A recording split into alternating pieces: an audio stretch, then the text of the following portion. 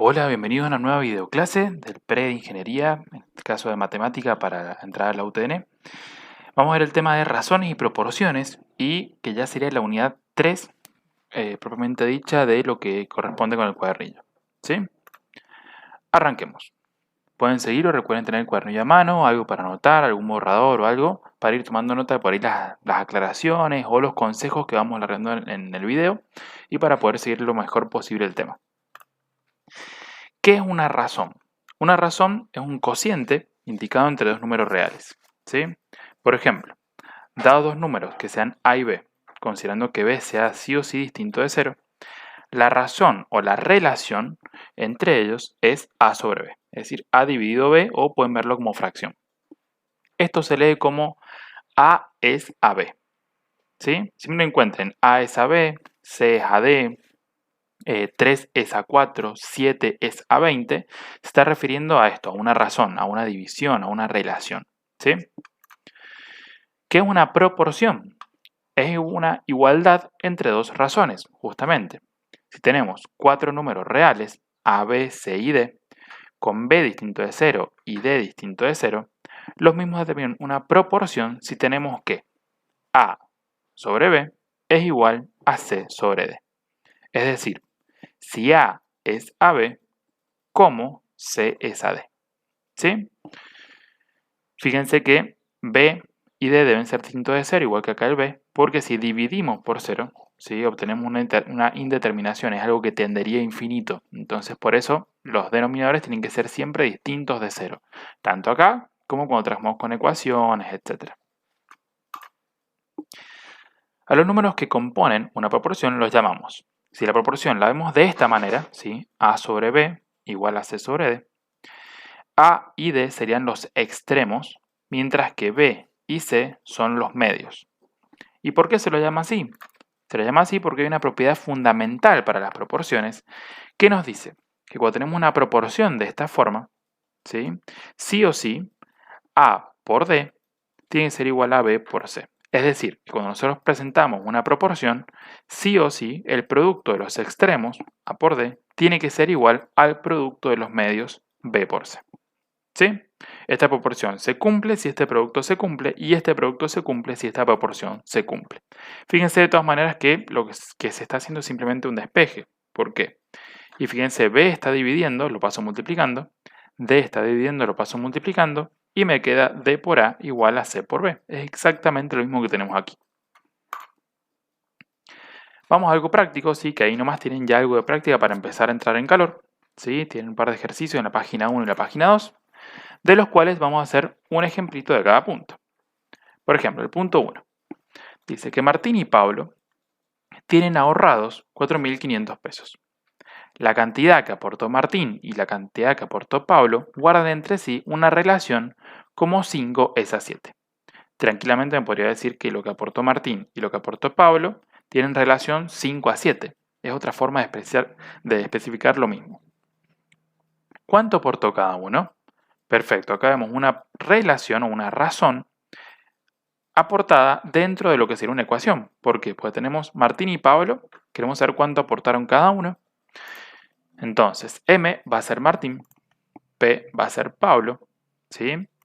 Si sumamos la cantidad que aportó Martín y la cantidad que aportó Pablo, obtenemos 4.500 pesos, que es el total. Y después tenemos otra relación, ¿sí? O una razón, que es que lo que aportó Martín sobre lo que aportó Pablo es una relación de 5 a 7, 5 séptimos. Entonces, acá tenemos un sistema de ecuaciones, ya que tenemos dos ecuaciones, dos incógnitas. ¿Cómo lo resolvemos? Cualquiera de los métodos usuales, ¿sí? Suma y resta, sustitución, igualación, determinante, incluso si se animan, pero tendrían que ordenar esto. Y el que voy a usar va a ser sustitución. Entonces, de esta ecuación, por ejemplo, voy a aplicar la propiedad fundamental, 7 por m, p por 5, y a partir de la propiedad fundamental voy a despejar uno de ellos, m. Esta variable m la puedo sustituir en la primera ecuación y obtener entonces 5 séptimos de p más p igual a 4.500. 5 séptimos de p más 1p me va a dar 12 séptimos de p. Recuerden sacar el denominador común. Y eso es igual a 4.500. Ahora, esta fracción, cuando la pase para el otro lado, puedo pasar 12 séptimos dividiendo o pasar la fracción invertida multiplicando, es decir, el 7 multiplicando, el 12 dividiendo, o pasarla directamente como 7 doceavos. Resolviendo esto, nos queda que P es igual a 2.625 pesos. Y como M es 5 séptimos de P, 5 séptimos por 2.625 nos va a dar 1.875. Como confirmación, si sumamos 2.625 más 1.875, vamos a obtener de vuelta los 4.500, que es el total. De esta manera nos damos cuenta, ¿sí? O podemos confirmar de cierta manera que este resultado tiene sentido, ¿sí? Cumple las dos ecuaciones. Bien, entonces Pablo aportó 2.625 pesos, Martín aportó 1.875 pesos en total.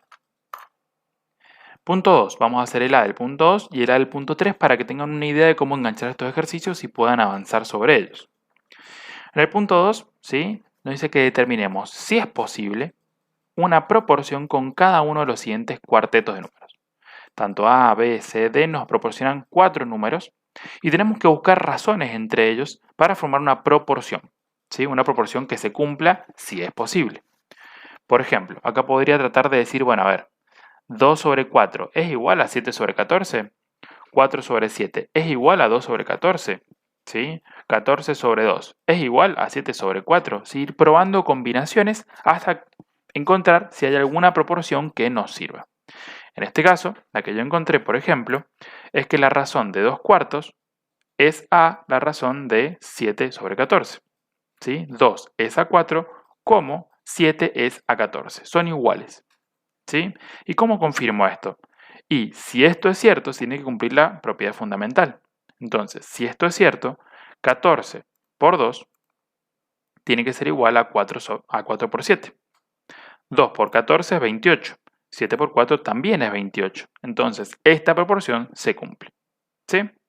Ya acá mismo, en realidad, si ustedes simplifican, 2 cuartos, por ejemplo, 2 dividido 2, 1, 4 dividido 2 es 2, 1 medio. Y este lado, si divido por 7, 7 dividido 7 es 1, 14 dividido 7 es 2. Entonces, 1 medio es igual a 1 medio.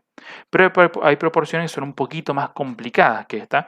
Entonces, para verificar si son correctas, tengo que plantear esto, ¿sí? La propiedad fundamental. Punto 3. Calcule, si es posible, el valor de la incógnita. ¿Sí? Hay veces que puede llegar a no ser posible. En el caso de la, ¿qué tendríamos que hacer para poder resolverlo? Y para poder resolverlo, primero que nada, tenemos que sacar la i del denominador. Y como tenemos una forma de proporción, lo primero que tenemos que hacer es aplicar la propiedad fundamental. ¿Sí? Entonces, 0,3 es a 0,5 como 1,5 es a i. Por tanto, i por 0,3 es igual a 0,5 por 1,5. Ahora, pueden tratar de resolver números con coma, pero convendría tratar de resolverlo con números fraccionarios y de paso practicar. 0,3 es 3 décimos, 1,5 es 5 décimos y 0,5 es 5 décimos. ¿Sí? Acá podemos empezar a simplificar, por ejemplo, el 5 y el 10. 5 dividido 5 es 1, 10 dividido 5 es 2, un medio. Acá podría seguir simplificando, pero ya con esto ya tengo números más manejables. 15 por 1, 15, 10 por 2, 20. Entonces, 3 décimos por i es igual a 15 sobre 20. Este 15 sobre 20 también es simplificable. Si no me di cuenta de simplificar acá, lo puedo simplificar acá. 15 dividido 5 es 3 y 20 dividido 5 es 4. Entonces, 3 décimos de i es igual a 3 cuartos. Si este 3 décimos ahora lo paso para el otro lado, me queda que la i es igual a 3 cuartos por 10 sobre 3. El 3 con el 3 puedo simplificarlos, ¿sí? El 10 y el 4 puedo simplificarlos, porque 10 dividido 2 es 5, 4 dividido 2 es 2, y me queda que la i tiene un valor de 5 medios. Bien, de esta misma forma, si tratando de aplicar la propiedad fundamental, tienen que tratar de hacer todos los despejes planteados, siempre que se pueda, en el punto 3. Finalmente, este valor lo pueden poner acá si quieren para confirmar que la proporción se cumple. O directamente acá en la propiedad fundamental, ya que si esto se cumple, esto también lo hace. A partir del punto 4 empiezan a haber algunos problemas, ¿sí? Que ya tienen que interpretar la situación y además empezar a resolver. Por ejemplo, punto 4a me dice que hay 3 hermanas que deciden comprar un billete de lotería provincial. Para ello, aportaron 5 pesos, 10 y 25 pesos respectivamente. Dice, según lo acordado, si ganan el millón de pesos de premio, lo repartirían de forma proporcional a lo aportado para comprar el billete. Es decir, que la fracción del premio que le corresponderá a cada una será respectivamente igual a la fracción aportada para la compra del billete. ¿Qué quiere decir? Que la que aportó más va a ganar más, la que aportó menos va a ganar menos, pero lo va a hacer siempre de forma proporcional. Julia, la menor, está muy ilusionada y se puso a hacer una tabla para calcular cuánto le toca a cada una. Entonces nos pide a nosotros que completemos esta tabla. ¿Sí? Muy importante esto. Lo que va a ganar a cada una va a ser igual a la fracción aportada en la compra del billete. ¿Cómo saco una fracción? ¿Sí? Una fracción es una división. Entonces, primero, para poder sacar una fracción entre la cantidad de cada una y el total, tengo que saber cuánto es el total. ¿Cuánto han puesto en total para este billete de lotería? 5 una, 10 la otra, 25 la otra. Al sumarlos, puedo ver que en total han aportado 40 pesos. Entonces, ¿cuánto aportó la primera? Y aportó 5 de 40 pesos. Lo cual, si lo simplifico, 5 dividido 5 es 1, 40 dividido 5 es 8. ¿Sí? La segunda aportó 10 de 40. Lo cual, si lo simplifico, es 2 octavos. ¿Puedo seguir simplificando? Sí. Yo decidí simplificarlo por 5. 10 dividido 5, 2. 40 dividido 5, 2. Y acá puedo volver a simplificar por 2. ¿Por qué no lo hice? Y para poder comparar las fracciones estas para que sean más comparables. ¿Sí? 1 octavo es más chico que 2 octavos. Porque tiene el mismo denominador, pero este numerito es más chiquito que esto. Y es una forma por ahí de comparar, ¿sí? Para ver si me están dando más o menos bien los cálculos. Y 25 sobre 40, si lo simplifico dividiendo por 5, me da 5 octavos. Esto es otra confirmación de que estoy haciendo bien los cálculos. ¿Por qué? Porque si todos los denominadores me quedan 8, ¿sí? 1 más 2 más 5 es 8. Entonces tengo las 8 partes de 8. Quiere decir que tengo el total. Es como acá, tengo 5 más 10 más 25, 40. 40 partes de 40, o sea que tengo el total. ¿Sí? Bien. ¿Y cuánto va a ser el dinero recibido? Bien, dice que el dinero recibido, la fracción que vamos a recibir, es igual a la fracción que ha puesto cada una. ¿Sí? Ahora, ¿cuánta cantidad de dinero en total vamos a recibir? Y el premio es de 1 millón de pesos. ¿Sí? Ahora, la primera recibe 1 octavo de este millón de pesos. 1 millón por 1 octavo es 125.000. La segunda recibe 2 octavos. 1 millón por 2 octavos, 250.000. Y la última pueden hacer dos cosas. O a 1 millón le restan esto y encuentran lo de la última, o directamente, como la última recibe 5 octavos, hago 1 millón por 5 octavos y me va a dar la cantidad que recibe la tercera hermana. ¿Sí? Una corroboración sería ver que esto más esto me sumen 1 millón de pesos y con eso sabemos que lo que hemos hecho es correcto. Bien, continuando con razón y proporciones, saltamos a lo que es el teorema de Tales. ¿Sí? Tales de Mileto, si esto es algo de historia, pudo calcular la altura de la pirámide de Keops sin medirla directamente. En un viaje a Egipto midió en forma indirecta la altura de la pirámide de Keops. Recuerden que las mediciones directas son aquellas que voy y mido con un elemento, pero eso lo puedo hacer en una mesa, puedo medir, no sé, la regla, puedo medir un lápiz, puedo medir una botellita, puedo medir una servilleta, puedo medir la pizarra. Pero algo tan grande como una pirámide no puedo ir a medirla por ahí con una regla. Entonces por ahí necesito un método más indirecto, ¿sí? Generalmente, o por lo menos antes, un método más indirecto con el cual realizo una medida. Así no sea tan exacta que me permita medirla de forma aproximada. ¿Qué hizo él? Dijo, con solo medir la longitud de un bastón, la sombra de este y la sombra de la pirámide, pudo plantear una proporción que le permitió calcular la altura inaccesible. Es decir, usó un palito, midió la altura del palito, la altura de la sombra del palito, midió la sombra de la pirámide, que la podía medir, por ejemplo, en pies, ¿sí? Y con eso pudo calcular la altura de la pirámide, ya que no había forma para él de subirse hasta allá. ¿Qué proporción utilizó? Dijo que la altura de la pirámide sobre la sombra de la pirámide es igual a la altura del bastón sobre la sombra del bastón.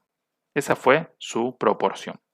Y después se descubrió, bueno, que esto está perfecto, se cumple, si ya lo vamos a ver en proporcionalidad para triángulos, también derivado del teorema de Tales. Ahora, principalmente el teorema de Tales se utiliza y se conoce para rectas paralelas que son cortadas por secantes. ¿Sí? ¿Qué dice el teorema de Tales? Dice que si 3 o más rectas paralelas son cortadas por 2 o más rectas secantes, que son rectas que simplemente cortan a las paralelas, la razón de las longitudes de los segmentos determinados en una paralela es igual a la razón de las longitudes de los segmentos correspondientes determinados por las otras paralelas. No se corresponde esto con lo que está acá abajito, pero está perfecto. Fíjense, A es paralela a B, es paralela a C. Perfecto, es tal cual lo que me dice acá. S1 y S2 son estas dos que son las rectas secantes. El tema es que acá me dice que OP, es decir, acá está el O, acá está el P, sobre PQ, es decir, este segmento sobre este segmento, la relación entre ellos es igual a la relación entre MN y NT, lo cual es correcto. Esta es la forma usual de utilizar el teorema de Tales. Ahora, ¿qué es lo que me dice la teoría? Dice que las longitudes de los segmentos determinados por una de las paralelas, es decir, por ejemplo, OP dividido MN, OP dividido MN, tiene que ser igual a la relación o a la razón de las longitudes de los segmentos correspondientes determinados por las otras paralelas.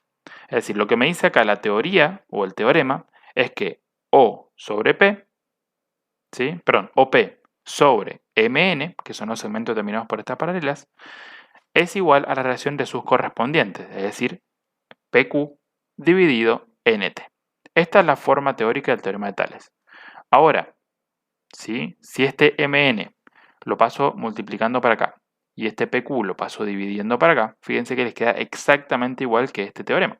Son exactamente lo mismo, los dos se utilizan igual de correctamente. Ahora, esta es la forma más usual. ¿Estas son las únicas relaciones que podemos plantear con Tales? No. Yo también podría decir, por ejemplo, que OP, es decir, este segmentito, dividido OQ, es decir, el segmento completo, es a MN, este pedacito, sobre el completo MT. ¿Sí? Es decir, este dividido este es igual a esto dividido esto. Este chiquito dividido el completo es igual a este chiquitito dividido el completo.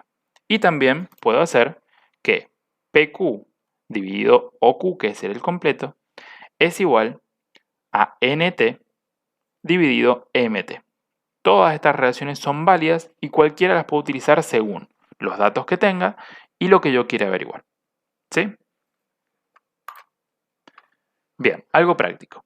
Sabiendo que las rectas A, B y C son paralelas y además que la longitud del segmento OP, es decir, este que está acá, es de 4 centímetros, la longitud de PQ es de 10 centímetros y la de NT es de 14 centímetros, me pide determinar cuál es la longitud del segmento MN, es decir, esta X que está acá. ¿Sí? Bien, planteo mi relación. 4 es a 10, como mi X, MN, es a 14. Esa es mi relación. Una vez planteada, este MN lo quiero despejar, así que el 14 lo paso multiplicando. Me queda 4 por 14 dividido 10, y esa va a ser la longitud de MN, que finalmente me termina dando 56 sobre 10, es decir, 5,6 centímetros. ¿Estamos de acuerdo? Bien. Otra forma de utilizar el teorema de Tales es que me dice, por ejemplo, acá, me da todas las medidas, pero me dice que A y B son paralelas.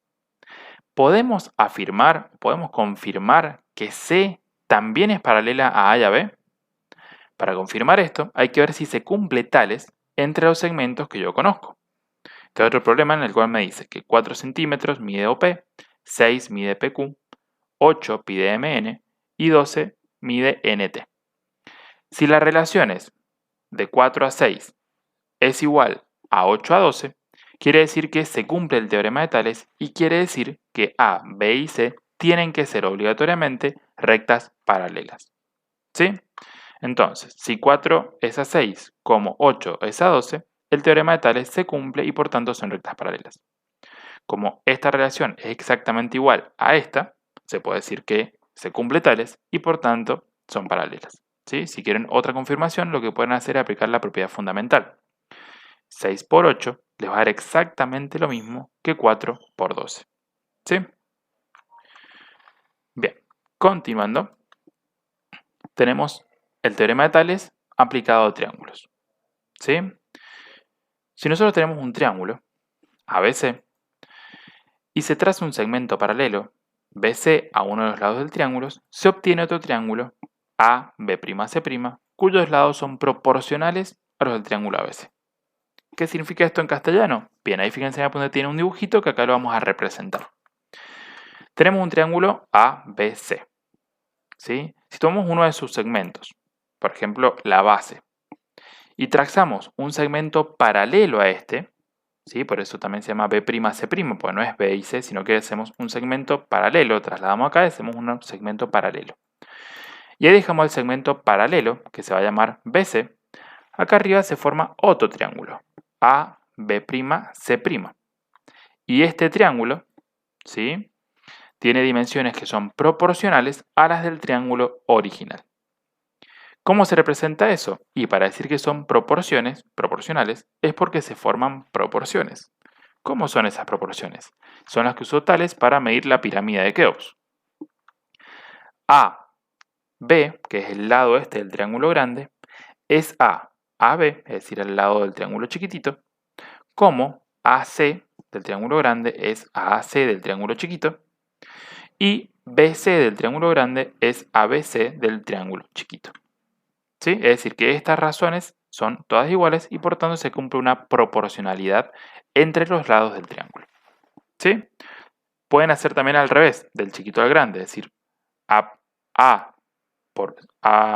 este lado del triángulo chiquito dividido este lado del triángulo grande es igual a este lado del triángulo chiquito dividido este lado del triángulo grande y es igual a este lado del triángulo chiquito dividido este lado del triángulo grande. Es decir, invertir todas las fracciones y esto les va a dar exactamente igual.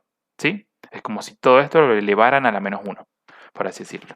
Y fíjense que esta proporción es exactamente la misma que usó Tales para realizar su experiencia con la pirámide de Keops. ¿Sí? Fíjense, él dijo que la altura de la pirámide, que es este lado del triángulo, ¿sí?, sobre la sombra de la pirámide, es igual a la altura del bastón dividido esta sombra. Si ustedes la altura del bastón la pasan dividiendo para acá y la sombra de la pirámide la pasan multiplicando para acá, les quedaría que la altura de la pirámide dividido la altura del bastón es igual a este lado gigante dividido este lado gigante. Entonces es exactamente lo mismo que estaríamos haciendo con el teorema de Tales aplicado a triángulos como lo estudiamos actualmente. ¿Sí? Bien, vamos a algo un poco práctico. Fíjense, acá tenemos rectas paralelas, acá tenemos secantes, ¿sí? Acá les pide una serie de ejercicios a partir del gráfico. Luego tenemos... Bien, este es un ejercicio práctico que se los dejo para ustedes o para ver en clase. ¿Sí? Bien, y vamos al siguiente teorema, que es el teorema de Pitágoras. ¿Qué me dice el teorema de Pitágoras? Me relaciona los lados de un triángulo rectángulo. ¿Sí? Siempre esto es importante, por eso se lo remarco en negrita, que el teorema de Pitágoras aplica a triángulos rectángulos, ¿sí? No a todos los triángulos, solo a triángulos rectángulos. Triángulos rectángulos son aquellos que tienen un ángulo recto, ¿sí? ¿Y cómo llama a sus lados? Bien, el lado opuesto al ángulo recto es el más grande de todos y se llama hipotenusa, A. Los otros dos lados se los llama catetos. En este caso, B, este vértice, digamos, contempla el ángulo B, que es opuesto al lado B. C contiene el ángulo CAK, que es opuesto al lado C. Y A, como dijimos, es opuesto al ángulo recto. ¿Qué nos dice el teorema de Pitágoras? Dice que un triángulo es rectángulo si y solo si la suma de los cuadrados de los catetos es igual al cuadrado de la hipotenusa. Es decir, que el largo de la hipotenusa elevado al cuadrado es igual al largo de los catetos elevado al cuadrado y sumados entre sí. ¿Sí? Típico, que por ahí lo hemos visto en el secundario, es que la hipotenusa al cuadrado es igual al cateto 1 al cuadrado más el cateto 2 al cuadrado. Es lo mismo, el mismo teorema de Pitágoras. La interpretación geométrica suele ser esta, ¿sí? Que fíjense que se cumple esto que tenemos acá. Por ejemplo, fíjense cuánto mide C. C mide 1, 2, 3 cuadritos de largo. Y si 3 yo lo elevo al cuadrado, me queda 3 por 3, 9. 9 cuadritos. B mide 4 cuadritos de largo. 4 elevado al cuadrado me queda 16. 4 por 4, 16. Entonces, 3 al cuadrado más 4 al cuadrado, es decir, 9 más 16, debería darme lo mismo que la hipotenusa al cuadrado. ¿Sí? ¿Cuánto mide la hipotenusa? 1, 2, 3, 4, 5 unidades. 5 al cuadrado es 25. ¿Sí? Entonces, la hipotenusa al cuadrado, que es 25, es igual a 4 al cuadrado, que es 16, más 3 al cuadrado, que es 9.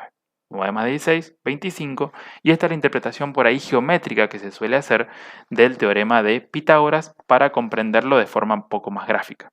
¿Sí? Bien, siempre tener en cuenta este teorema, aplica para triángulos rectángulos, ¿sí? Y es muy útil cuando conocemos dos lados y queremos obtener el tercero en un triángulo de este estilo. A partir de ahí tienen otros ejercicios prácticos, ¿sí? Puntos 6, 7 y 8, que tiene que ver con esto de triángulos rectángulos, de los cuales vamos a resolver el ejercicio 6, por ejemplo. Fíjense qué dato nos da, ¿sí? O el ejercicio 7 o el ejercicio 8. En este caso vamos a ir, por el ejercicio 7. Dice que el triángulo es rectángulo, ¿sí? Dice que un cateto mide 5 metros y que la hipotenusa mide 10 metros. ¿Cuánto mide el otro cateto? Fíjense, tenemos el dato de un cateto y de la hipotenusa. Entonces, el otro cateto, ¿de dónde lo vamos a poder despejar? Del teorema de Pitágoras.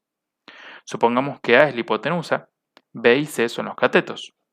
Ahora, como yo conozco la hipotenusa y conozco uno de los catetos, quiero despejar el otro. Por ejemplo, supongan que vamos a despejar C. ¿Qué hago con B cuadrado? Está sumando, lo paso restando. Entonces, la hipotenusa al cuadrado menos el cateto que yo conozco al cuadrado me va a dar el segundo cateto. Luego, el cuadrado este que tiene C lo paso como raíz y me queda que la raíz cuadrada de la hipotenusa al cuadrado menos el otro cateto al cuadrado me va a dar el lado restante. La hipotenusa A mide 10 metros porque es más grande. El otro cateto mide 5, reemplazo acá. Y 5 al cuadrado, que es 100, perdón, 10 al cuadrado, que es 100, menos 5 al cuadrado, que es 25, me queda la raíz cuadrada de 75. Como no es una raíz exacta, lo dejé así como está para tener el valor completo, porque lo que buscamos acá es más que todo interpretar cómo resolver un ejercicio de este estilo. Luego viene el punto 8, ¿sí? El punto 6 se lo dejo para ustedes. El 8 nos pide que justifiquemos y argumentemos por qué pueden usarse los triángulos rectángulos para determinar el ángulo de inclinación con los que nos llegan los rayos solares. ¿Por qué puedo usar un triángulo rectángulo? Para analizar el ángulo de inclinación con que nos llegan los rayos solares. Fíjense que esto es algo muy parecido a lo que usó Tales, pero en este caso, en vez de preguntarnos por las alturas, nos está pidiendo por los ángulos, que es algo que todavía no vemos, porque Tales no ve nada de los ángulos, solo ve relaciones entre los lados, para los triángulos también, y Pitágoras trabaja con los lados, no trabaja con los ángulos. Entonces acá estamos a punto de introducirnos en un tema nuevo. Pero, ¿para qué nos puede llegar a servir los triángulos rectángulos? Para ver los ángulos. Bien, nos puede servir porque si nosotros vemos cómo inciden los rayos solares sobre un objeto, ahí lo vamos a poner más grande. Por ejemplo, acá hay un obelisco, pero esto podría ser un árbol, puede ser la pirámide, puede ser una barra, puede ser un palo, lo que sea clavado en el piso, ¿sí? Los rayos solares inciden con cierto ángulo sobre los objetos y dejan una sombra, ¿sí? Si nosotros conocemos el alto del objeto y el largo de la sombra, ¿sí? Con dos lados que conozcamos, ya podemos conocer los ángulos internos, ¿sí? Y además, con dos lados que conozcamos, si aplicamos Pitágoras, podremos conocer este otro lado, ¿sí? Por ejemplo, imagínense que tenemos un poste de luz parado acá y queremos ponerle un alambre o algo que lo tense para que no se caiga con el viento. Entonces ponemos el palo de luz, vemos la sombra que tiene y podemos averiguar qué largo tiene esto. No se hace de esta manera en la realidad, obviamente, pero es como para darles un ejemplo de cuándo tendríamos un triángulo rectángulo. Y siempre se forman de esta manera. Entonces, mediante un triángulo rectángulo, si lo resolvemos, podríamos encontrar estos ángulos. Ahora, si bien sabemos que este ángulo mide 90, ¿sí? Y sabemos que los ángulos interiores de un triángulo suman 180, ¿cómo hacemos para encontrar este ángulo y este ángulo a partir de los lados? ¿Sí? Bien, para eso es el tema que sigue. Razones trigonométricas. Para eso, primero vamos a hacer una pequeña introducción en el tema, recordando algunas propiedades de los triángulos. Acá tenemos un triángulo, por ejemplo, en el cual tenemos tres vértices, el A, el B y el C. El A se asocia al ángulo interno A, el B al ángulo interno B y el C al ángulo interno C. Siempre recordemos que la suma de los ángulos interiores de todo triángulo, no importa si es rectángulo o no lo es, siempre suman 180 grados. Esto quiere decir que A más B más C siempre suma 180. Ahora, en todo triángulo, cada ángulo interior es igual a 180 menos los otros dos, lo cual tiene sentido porque es como despejarlo de esta ecuación. Si yo quiero obtener A, por ejemplo, A es igual a 180 menos B menos C. Si yo quiero despejar B, B es igual a 180 menos A menos C. Y C sería 180 menos B menos A. ¿Sí? O menos A menos B, es lo mismo. Bien, y por último, en todo triángulo, un ángulo exterior, por ejemplo, este que está acá, ¿sí? En esta esquinita, esto sería un ángulo exterior. Es suplementario siempre al interior adyacente. ¿Qué quiere decir que sean suplementarios? ¿Qué quiere decir que sean adyacentes? Adyacente quiere decir que este ángulo exterior, más este ángulo chiquitito acá, primero que están pegados uno al lado del otro, comparten un lado, y además entre ambos suman 180 grados. Fíjense que entre ambos suman un ángulo de 180 grados. ¿Sí?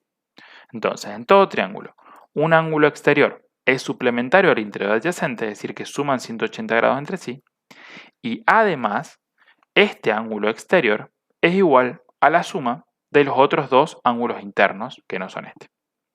¿Cómo podemos afirmar esto? Podemos afirmarlo porque A más B, es decir, este alfa, perdón, no el A de acá, sino este alfa que está acá, más este angulito interno suman 180 grados. ¿Sí?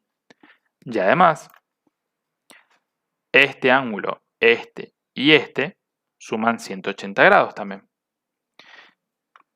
Si este con este suman 180 grados y a su vez este con este suman 180 grados, quiere decir que estos dos sumados me van a dar alfa para seguir cumpliendo con esta condición. Por tanto, alfa es igual a A más C. Otra forma de verlo es con estas dos ecuaciones.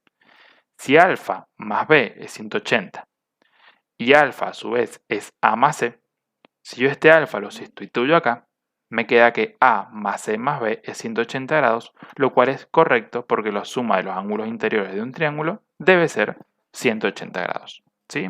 Por todos los lados, esto cierra. Bien, ahora sí vamos a trabajar con razones trigonométricas y antes tiene una pequeñísima introducción con este cuadro de acá. ¿Sí? ¿Qué es lo que les pide? Les pide que midan de forma aproximada con una regla en el cuadernillo, como lo tienen, cada uno de estos lados. ¿Sí? El lado DE y lo coloquen acá, el lado EF y lo coloquen acá, el lado DF y lo conozcan ahí. ¿Sí? Tienen que medir todos los lados del triángulo grande y después hacer lo mismo, medir con regla acá el triángulo chiquitito e ir colocando los números. Y después esos números tienen que sacar una relación. ¿Sí? Tienen que ver cuánto es la razón, hacer la división. Háganla con calculadora, eso no hay problema. 6,6 dividido 9,9, por ejemplo, da 0,67. Cuando hacen DE dividido DF, a mí me midió en mi cuadernillo 6,6 dividido 11,9. Y después me quedó 9,9 el lado este de base, LF, y 11,9 es la hipotenusa. Lo cual tiene sentido, fíjense que la hipotenusa siempre es más grande que los catetos. Si la hipotenusa mide 11,9, no puede haber un cateto más grande que eso. ¿Sí? Fíjense, son los dos más chiquitos. Uno es 9,9 y el otro es 6,6. Bien, y después hacemos lo mismo con el triángulo chiquito. Medimos AB, medimos BC, medimos AC y vamos colocando las medidas ahí. Aquí, aquí y aquí. ¿Y con qué nos encontramos? Nos encontramos con que se puede confirmar primero que nada la proporción que habíamos hablado antes, pero además, ¿sí? De los triángulos proporcionales, pero además ya empezamos a encontrar una pequeña relación con los triángulos rectángulos también. ¿Por qué? Porque podemos ver que si nosotros hacemos la división entre este lado y el EF, si entre un cateto y otro en este triángulo rectángulo de acá, esa proporción nos da exactamente igual a la proporción del triángulo chiquitito. Y casualmente es porque poseen los mismos ángulos. Fíjense, tiene un ángulo de 90, un ángulo de 90. Y este ángulo de acá es el mismo ángulo que está acá, así como este ángulo de acá es el mismo ángulo que está acá. Entonces, si un triángulo rectángulo posee los mismos ángulos, ¿sí? Los otros dos son también iguales, las relaciones entre sus lados poseen también otras relaciones bastante interesantes. ¿Sí? Veamos la siguiente. DE, es decir, este lado, sobre DF, que es este lado gigante, si calculamos la relación, es igual a la relación entre AB sobre AC. Y lo mismo pasa con la última relación, la que hay entre EF, que es esta base, dividido la hipotenusa, y después con BC dividido la hipotenusa. Entonces hay relaciones o razones que se mantienen en los triángulos, ¿sí? Y estas razones son los que generan el fundamento para las razones trigonométricas. ¿Sí? Fíjense, me pide si puedo construir proporciones y justamente sí. Esto de tener en cuenta los errores de medición tiene que ver porque por ahí si medimos con la regla podemos eliminar algunos decimales que no deberíamos y capaz nos dan exactamente iguales 0,67 pegados justo los dos, sino que hay otros decimales después y alguno puede que no nos coincida. Pero redondeando a 2 o 3 decimales nos van a dar prácticamente lo mismo, ¿sí? Porque son proporcionales. Estas dos razones son proporcionales. ¿Y a dónde nos lleva esto? Esto nos lleva a algo que sí realmente es importante, que son las razones trigonométricas para triángulos rectángulos. De vuelta, para triángulos rectángulos se cumplen estas razones que vamos a ver ahora. Solo rectángulos, es decir, debe haber un ángulo recto. Estas son las razones que se cumplen para triángulos rectángulos y esta es la base de la trigonometría. El seno de un ángulo es igual a su cateto opuesto sobre hipotenusa. En este caso vamos a ver los de alfa. Todo lo de alfa vamos a ver acá. No vamos a ver ni los de beta. Y para el triángulo recto no se hacen razones trigonométricas. Si este ángulo es recto, la trigonometría aplicaría solamente a este ángulo y a este de acá. En este caso se aplica todo a alfa para que puedan ver cómo es cada una de esas cosas. Y hay una regla mnemotécnica para recordar estos tres que son los más importantes. ¿Sí? SOHCAHTOA es la palabra que tienen que recordar. ¿Por qué SOHCAHTOA? Las primeras tres letras hacen referencia al seno, las tres que siguen al coseno y las últimas tres a la tangente. SOH significa que el seno de un ángulo, en este caso el seno de alfa, es igual a su cateto opuesto sobre hipotenusa. Entonces el seno de alfa es igual al cateto opuesto, es decir, a este lado que está acá, dividido la hipotenusa.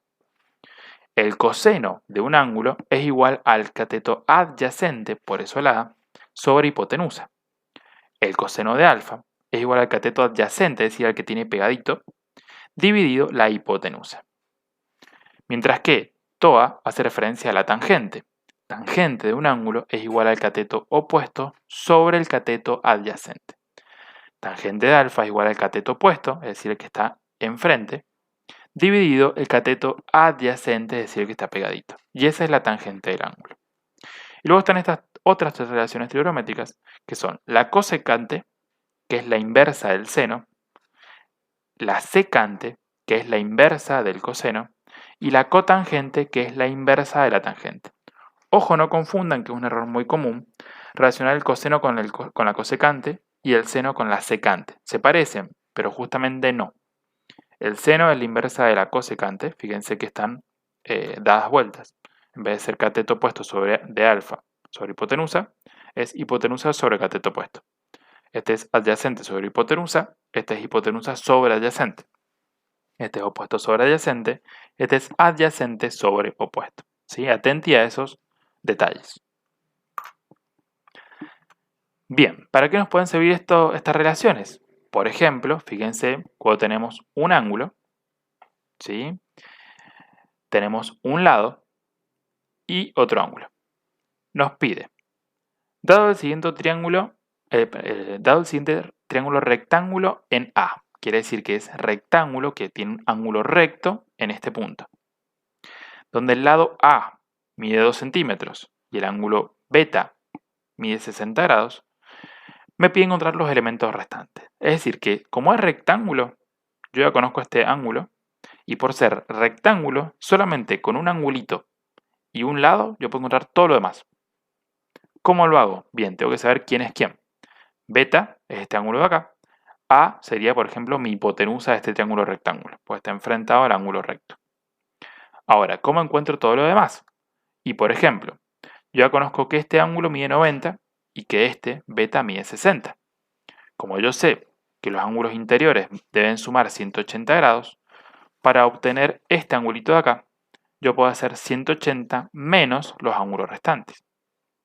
180 menos beta menos 90 me va a dar 30 grados. ¿Sí? Recuerden que beta mide 60. Ahora tengo todos los ángulos, pero puedo empezar a encontrar los catetos faltantes. No puedo aplicar Pitágoras, ¿por qué? Y porque no conozco ni C ni B. Entonces, primero tengo que empezar con trigonometría. Por ejemplo, puedo arrancar, ya que conozco la hipotenusa, puedo arrancar con el seno y con el coseno, que ambos utilizan la hipotenusa que la conozco. El seno de beta, por ejemplo, sería el opuesto, es decir, B, sobre hipotenusa, que es A. Ahora, B es lo que quiero averiguar. A lo conozco, el seno de beta lo puedo conocer, porque beta lo conozco, es un ángulo de 60 grados. Entonces el A lo paso multiplicando y me queda que B es igual a A por el seno de beta.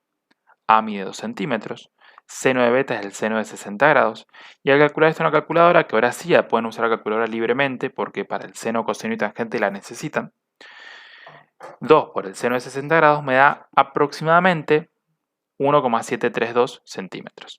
Estoy redondeando tres cifras significativas, significa que estamos redondeando a 3 valores distintos de 0 después de la coma. ¿Sí? Pueden redondear a 2 si quieren o a 3.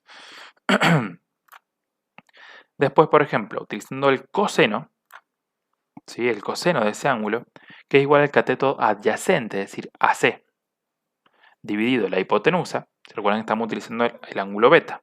Entonces, el cateto adyacente sería C, que está pegadito, y la hipotenusa seguiría siendo A.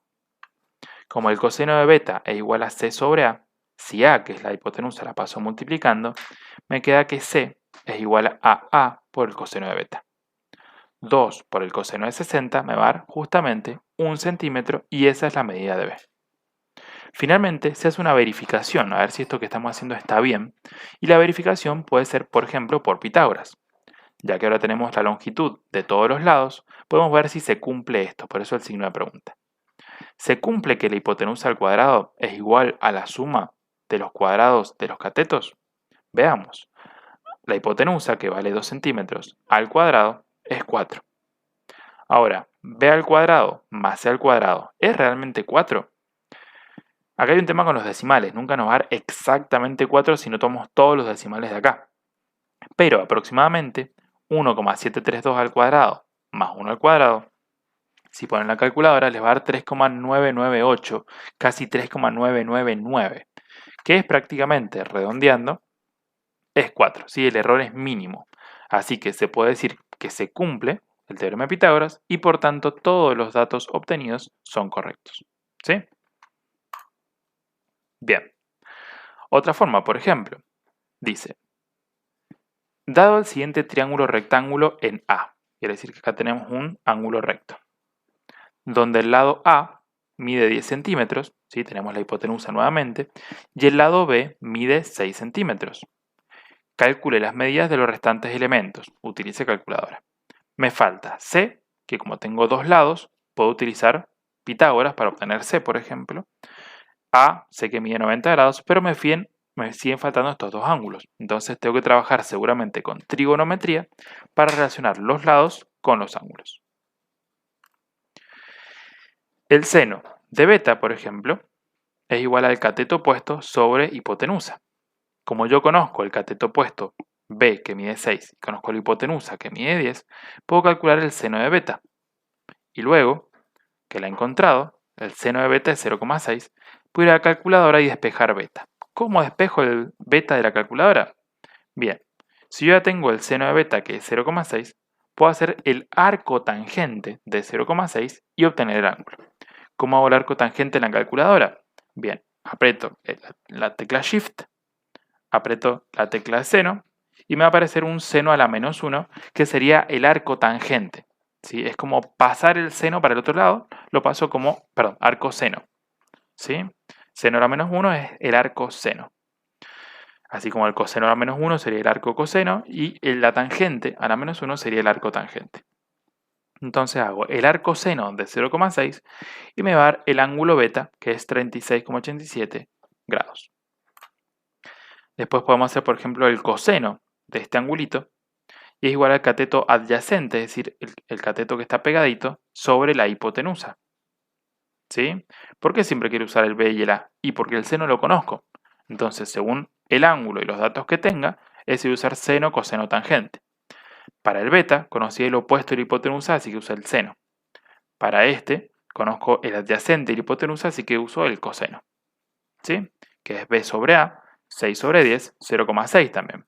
Pero en este caso, en vez de hacer el arco seno, tengo que hacer el arco coseno de 0,6 y por tanto, este ángulo mide 53,3. ¿Sí? Fíjense que ahí se confirma que este ángulo más este miden 90 grados. 90 más 90, 180 y tenemos verificado el tema de los ángulos. Justamente esto es lo que vamos a hacer ahora. ¿Sí? 36,87 más 53,13 más 90 debe sumar 180 grados para que esto que acabamos de hacer esté correcto. ¿Sí? Si no, algo hemos tocado mal. Calculemos entonces ahora el lado C usando el teorema de Pitágoras. ¿Sí? Como el triángulo es rectángulo, puedo utilizar toda esta trigonometría y puedo utilizar también Pitágoras. Entonces, si C lo despejo acá, que es lo que habíamos hecho hace un rato, ¿sí? Para despejar un cateto, C al cuadrado es igual a la hipotenusa al cuadrado menos el otro cateto al cuadrado. Paso el cuadrado como raíz y despejo lo que sería el lado C o el cateto C, que es el que me está faltando. Bien. Algo para tener en cuenta acá, no solamente en razones trigonométricas en realidad, sino que siempre cuando tengan un tipo de problemas, ¿sí? De esto de triángulos, sobre todo cuando nos plantee una situación problemática en la cual nos diga que estamos mirando, ¿sí? Y nos diga algo sobre el ángulo de elevación o ángulo de depresión, se refiere a esto que tenemos acá. Cuando una persona está ubicada en un punto dado y observa un objeto que está a mayor altura, es decir, miro para arriba, por ejemplo, a un avión, el ángulo formado entre la visual y el horizonte, es decir, entre la visual y el piso, entre lo que yo miro y el piso, se llama ángulo de elevación. Mientras que, si la persona está mirando para abajo, porque el objeto está a menor altura, ya sea porque es algo muy chiquitito y lo estoy viendo hacia abajo, por ejemplo, un gatito, un ratón, o porque está hundido en la tierra, ¿sí? O porque, no sé, estoy en la cima de una montaña y estoy mirando para abajo, o porque está justamente hundido en el agua, ¿sí? Por ejemplo, una ballena, un tiburón. Eso, cuando miro hacia abajo, se lo llama ángulo de depresión, ¿sí? Que es el ángulo que está entre mi línea recta de visión hacia adelante, o el horizonte, hacia abajo. Eso sería un ángulo de depresión. Después viene una buena parte práctica. Acá tienen bastante ejercicio para practicar con triángulos rectángulos, ¿sí? Todo con triángulos rectángulos. Recuerden que pueden usar trigonometría, pueden utilizar Pitágoras, o incluso en algunos ejercicios, si quieren, pueden intentar usar tales, ¿sí? Pero con los datos ya conocidos, pueden utilizar trigonometría y Pitágoras tranquilamente. Continúa, ¿sí? Y finalmente viene a otro temita también de triángulos rectángulos. ¿Cómo son las relaciones trigonométricas, ¿sí? Entre los ángulos complementarios? ¿Cuándo dos ángulos son complementarios? Cuando las sumo, ¿sí? Y me dan 90 grados. En un triángulo rectángulo, ¿sí? los ángulos que no son el recto siempre son complementarios. ¿Por qué? Y porque siempre entre los tres tienen que sumar 180 grados. Ahora, si este angulito ya mide 90, este más este siempre tienen que medir también 90 grados. Como siempre, este y este en un triángulo rectángulo tienen que medir 90 grados cuando los sumo, siempre van a ser complementarios. Siempre van a ser complementarios. ¿Sí? Ahora, vamos a ver cómo son las razones trigonométricas, ¿sí?, de estos dos ángulos, de este chiquito y de este chiquito. Vamos a ver las principales sobre todo, pero bueno, también están las otras. Por ejemplo, vamos a centrar nosotros en seno, coseno y tangente, que son las más importantes de ambos dos. El seno de B sería su opuesto sobre hipotenusa. El coseno de B va a ser el adyacente, C, sobre hipotenusa. Y la tangente es el opuesto sobre el adyacente, B sobre C. Invertidas serían la cosecante, que va con el seno. Fíjense, estos les cambié el orden respecto a lo que tienen en la fotocopia, porque el seno se ve mejor con la cosecante, el coseno con el secante y la tangente con la cotangente. En la copia lo tiene al revés. Y después vamos a analizar con respecto al ángulo C. El seno es el opuesto sobre hipotenusa, el coseno es el adyacente sobre hipotenusa y la tangente es el opuesto sobre el adyacente. Hecho estos tres, que son los principales de ambos ángulos, ¿sí?, me pregunta, si un ángulo B es complementario a C, entonces el seno de B es igual a ¿quién? Y ahí empiezo a ver, el seno de B es B sobre A. ¿Y quién más es B sobre A? ¿Sí? El coseno de C. Entonces, si B y C son complementarios, entonces el seno de uno siempre es igual al coseno del otro. ¿Sí? Siempre, esto se cumple siempre. Si un ángulo más otro suman 90 grados, el seno de uno es igual al coseno de otro. Es decir, el seno de B es igual al coseno de C. El coseno de B es igual al seno de B. Perdón, me enredé. El seno de B es igual al coseno de C. El coseno de B es igual al seno de C. Esto se cumple siempre. ¿Sí? Fíjense, el coseno de B es C sobre A. ¿Sí? Y el seno de C es C sobre A. Esto es porque son complementarios y estas relaciones se cumplen siempre.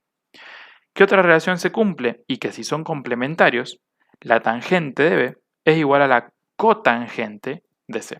Esto también se cumple siempre. Fíjense, la tangente de B es B sobre C y eso mismo es la cotangente de C. Estas relaciones se cumplen siempre. Lo más importante son las dos primeras, si tenganlas siempre presentes. Bien, ahora sí vamos a ver lo que son las razones trigonométricas para triángulos que no son rectángulos. Todo lo que hemos visto hacia atrás, ¿sí?, no tales se cumple para cualquier triángulo, pero sí todo lo que fue Pitágoras y todo lo que son razones trigonométricas se cumplen para triángulos rectángulos. Ahora, ¿qué hacemos cuando un triángulo no es rectángulo? Que es lo que se suelen llamar triángulos oblicuángulos. Para este tipo de triángulos, ¿sí?, que puede ser cualquiera, que no sea rectángulo, se cumplen el teorema del seno y el teorema del coseno. ¿Cómo es el teorema del seno? Bien, tengamos un triángulo, ¿sí?, cualquiera sea, oblicuángulo, de lados A, B y C. ¿Sí? Si alfa es el ángulo opuesto al lado A, beta es el ángulo opuesto al lado B, ¿sí?, y gamma es el ángulo opuesto al lado C, entonces se cumple que el seno de alfa sobre su lado opuesto A siempre es igual al seno de beta por su lado dividido su lado opuesto B, y esto tiene que ser también siempre igual al seno del ángulo gamma sobre el lado C. ¿Sí? Esto es lo que es el teorema del seno. Seno de alfa dividido A es igual al seno de beta dividido B y es igual al seno de gamma dividido C. Esto se cumple siempre en cualquier triángulo. Entonces, por ejemplo, si tenemos de dato dos ángulos y un lado, podemos despejar el lado restante. ¿Sí? Si tenemos dos lados y un ángulo, podemos despejar el ángulo faltante. Eso es lo que nos pediría para trabajar con el teorema del seno. Dos ángulos y un lado, podemos obtener otro lado, o dos lados y un ángulo. Bien, teorema del coseno. sea un triángulo oblicuo ángulo, el mismo que teníamos recién. Si alfa, ¿sí?, es el ángulo opuesto a A, beta es el ángulo opuesto a B y gamma el ángulo opuesto a C, se verifica que esto se puede verificar en realidad para cualquiera de los tres lados. En este caso lo vamos a ver con A, ¿sí? Si yo quiero calcular A al cuadrado, ¿sí?, A al cuadrado es igual a AC al cuadrado más B al cuadrado menos 2 por B por C por el coseno del ángulo opuesto a A, ¿sí? Es decir, el teorema del coseno me relaciona dos lados con su ángulo intermedio y el lado opuesto a ese ángulo, ¿sí? Lado al cuadrado más lado al cuadrado menos 2 por lado por el coseno del ángulo entre ellos. Esto siempre es igual al lado opuesto a ese ángulo, ¿sí?, que sería el lado restante, al cuadrado. Si lo quisiera ver con b de este lado, podría decir que b al cuadrado es igual a c al cuadrado más a al cuadrado menos 2 por a por c por el coseno de beta. Y si quisiera que el c es lo que está de este lado, c al cuadrado es igual a b al cuadrado más a al cuadrado menos 2 por a por b por el coseno de gamma, que es el ángulo opuesto a c. ¿Sí? Ese es el teorema del coseno. Lo vamos a utilizar siempre que tengamos o dos lados, o sea, que estemos buscando relacionar en realidad, puede ser cualquiera de estas, puede ser nuestra incógnita. Pero si estamos buscando relacionar los tres lados, conocemos un ángulo, justo está en intermedio de dos de ellos, podemos relacionar con el teorema del coseno. ¿Sí? Siempre el que vamos a poner acá como despejado, entre comillas, es el lado opuesto al ángulo que conocemos. ¿Sí? Por ejemplo, si conozco beta, tendría que ser el teorema del coseno colocando b acá afuera. Si conozco alfa, podría ser el teorema del coseno colocando el a acá afuera. Si conozco gamma, hago el teorema del coseno colocando c acá afuera. ¿Sí? Bien. Ahora nos pide algo práctico, nos pide interpretar estos problemas. ¿Qué es lo que haríamos para resolver estos problemas? Dice, sean A, B y C las medidas de los lados de un triángulo, mientras que A, B y C son las medidas de los ángulos opuestos a los mismos, respectivamente. ¿Qué quiere decir esto? Que yo tengo un lado A y enfrente de A tengo un vértice A y un ángulo A, que acá sería el alfa. Tengo B y enfrentado a B se encuentra el ángulo B, que sería el beta en este caso. Y tengo un lado C y enfrentado a C tengo el vértice C con el angulito C, que en este caso sería también gamma. Bien, si yo conozco las medidas de A y B, ¿sí? Vamos con el primer puntito. Conozco las medidas de A y B y el ángulo alfa. Eso es lo que conozco. ¿Cómo podría hacer para calcular este ángulo acá enfrente? Bien, recuerden que no puedo usar acá trigonometría ni Pitágoras porque no es un triángulo rectángulo. Eso me limita a teorema del coseno, teorema del seno, ya que la suma de los ángulos internos es 180 grados. Acá, como no conozco tampoco gamma, no puedo utilizar la suma de ángulos internos igual a 180 porque me falta un dato. No puedo calcular beta si no conozco este. ¿Sí? Ahora, conozco dos lados y un ángulo. Este ángulo no es el que está entre medio de ellos dos, ¿sí? Y tampoco estoy buscando de ninguna manera C, así que el teorema del coseno seguramente no me va a servir. ¿Cuál es el teorema que aplicamos cuando nos está relacionando dos lados y dos ángulos? El teorema del seno. ¿Cómo lo podemos hacer? Y el seno del ángulo alfa sobre el lado A, que es su opuesto, va a ser igual al seno del lado beta al seno de beta sobre el lado B, que es su opuesto. Seno de alfa sobre A es igual a seno de beta sobre B. ¿Estamos de acuerdo? De acá, nosotros tranquilamente podemos despejar el ángulo faltante. ¿Por qué? Y porque el B lo paso multiplicando. B por seno de A sobre A, ¿sí?, me va a dar un valor numérico. Y después el seno lo paso para acá como arco seno, ¿sí? seno lo paso como arcoseno y obtengo el valor numérico del ángulo B. Vamos al segundo puntito. Ahora me dice que yo conozco el ángulo alfa y el ángulo beta. ¿Cómo puedo calcular la medida del lado A? Bien, acá es todo un tema porque para aplicar el teorema del seno necesitaría por lo menos tener otro lado más.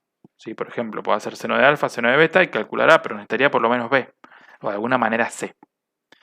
Para el teorema del coseno necesito relacionar los tres lados, pero si no conozco ninguno de los otros dos no puedo hacer nada. Y como el triángulo no es rectángulo, ¿sí? Fíjense que el ángulo no es rectángulo, no puedo aplicar ni Pitágoras, ni ninguna de relaciones trigonométricas que conocimos recién. Ni el seno, ni el coseno, ni la tangente, ni la cotangente, ni la cosecante, ni nada de eso. Entonces, ¿puedo calcular la medida del lado A si solamente tengo dos ángulos? Y la respuesta sería no. ¿Sí? Lo que podría hacer, si quiero, es calcular este ángulo, porque la suma de los ángulos interiores es 180, entonces puedo despejar este ángulo y tener los tres ángulos. Ahora, A no lo puedo calcular. ¿Por qué? Y porque si yo tengo los tres ángulos internos, este triangulito podría ser tan chiquito como una semillita, o podría ser tan grande como una pirámide, ¿sí? Y que tenga los mismos ángulos internos, pero que los lados sean totalmente diferentes en tamaño. Entonces, si no tengo ningún otro lado, difícil va a ser que yo calcule este lado. Dificilísimo, sería prácticamente imposible, ¿sí? Lo que sí podría calcular acá, en vez de A, es el ángulo que me falta. Eso sí lo podría calcular. Entonces, si quiero calcular A, me falta algún dato de otro lado, ¿sí? Si no, no puedo hacer nada porque no es un triángulo rectángulo. Y el último me dice, si son conocidas las medidas de los lados A y B y la medida del ángulo alfa, ¿cómo puedo calcular el lado C? Acá habrían como dos opciones entre comillas. ¿Por qué? Y porque el teorema del seno, si lo quiero aplicar, como que me falta algo. Porque para el teorema del seno tengo que relacionar dos lados con dos ángulos. Y acá estoy relacionando un ángulo con tres lados. Cuando yo relaciono un ángulo con tres lados, sí o sí tengo que aplicar el teorema del coseno para resolverlo de forma directa. ¿Y cómo aplico el teorema del coseno acá? Y bueno, tengo que ver, ¿entre qué lados está alfa? Alfa está entre B y C. Perfecto. Y alfa es opuesto a A. Entonces tengo que aplicar el teorema del coseno, pero poniendo como si estuviera despejado, entre comillas, siempre el opuesto al ángulo, es decir, A en este caso. Entonces digo que A al cuadrado es igual a C al cuadrado más B al cuadrado menos, ese siempre es negativo, 2 por B por C por el coseno del ángulo opuesto a A, ¿sí? Que es el ángulo justamente que se encuentra entre C y B. Por eso todo este lado se refiere a B y C. ¿Sí? ¿Y de acá qué hago? Y de acá tendrías que despejar el lado C. ¿Sí? Lo más probable es que como acá tengo C al cuadrado y acá tengo C, me terminen quedando términos de una ecuación cuadrática. ¿Sí? Esto es un número, esto es otro número, esto es otro número, junto con el coseno del ángulo que lo conozco. Entonces me va a terminar quedando una ecuación cuadrática. Y si me queda una ecuación cuadrática, no hay problema. Busco las raíces de la ecuación cuadrática y eso van a ser los posibles valores de C. Si uno me da negativo, y yo sé que el lado no puede ser negativo, me quedo con el otro valor que va a ser el positivo. ¿Sí? O si me quedan los dos valores positivos, ¿cómo sé cuál es C? Y bueno, mirando esto, yo podría decir, por ejemplo, que C tiene que valer más que B y más que A, porque es más grande, es más largo. Entonces, si por ejemplo me da dos raíces y una de ellas es más chiquita que alguno de estos dos lados, sé que esa no puede ser y me quedo con la otra. ¿Estamos de acuerdo? Bien, esa es la idea, digamos, de cómo aplicar de estos teoremas. Y cómo tener en cuenta cuándo poder resolver y cuándo no. Esto es como algo de práctica. A partir de acá, tienen un montón de ejercicios. ¿Sí? En la página 13, ¿sí? Aparecen algunos ejercicios de esto.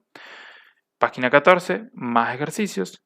Y página 14, más ejercicios. ¿Sí? Tienen un montón de práctica para hacer sobre estos temas que son muy importantes. ¿Sí? Piensen que en estos temitas, ¿sí? Que son relaciones y proporciones, por eso el RIP que siempre está acá abajo, hemos visto toda una unidad. ¿Sí? La unidad 3 completa y realmente es muy importante, sobre todo la parte de trigonometría, que la conozcan bien. ¿sí? Porque les abre la puerta a un montón de nuevos problemas, un montón de nuevas ecuaciones, un montón de nuevos sistemas de ecuaciones. Entonces, presten atención porque son un montón de relaciones muy útiles las que se ven en esta unidad, ¿sí? Así que bueno, pilas y como siempre, muchísimas gracias por su atención y por su tiempo. Y bueno, nos vemos en clases para ver cualquier duda o problema que hayan tenido y para empezar a analizar lo que sería la parte práctica. Sí, que en el video hemos analizado algunas poquitas, pero para ver el resto de problemas y ponerle un poco de atención a lo que serían las distintas preguntas que tenemos. ¿Sí? Abrazo grande y que tengan buena semana.